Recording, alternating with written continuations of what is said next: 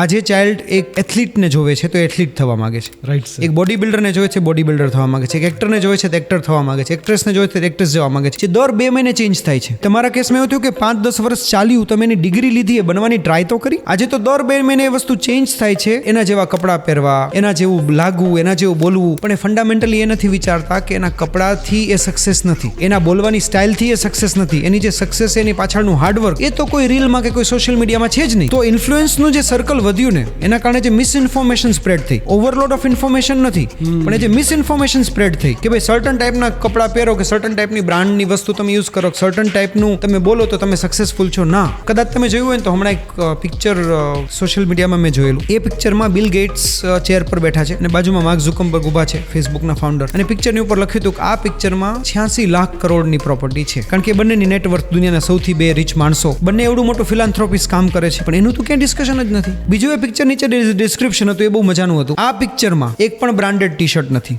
એક પણ branded belt નથી, એક પણ બ્રાન્ડેડ શૂ નથી, ક્યાંય જ્વેલરી નથી, ક્યાંય વોચ નથી. તો પોઈન્ટ છે રીચ થવાનું, રીચ દેખાવાનું નહીં.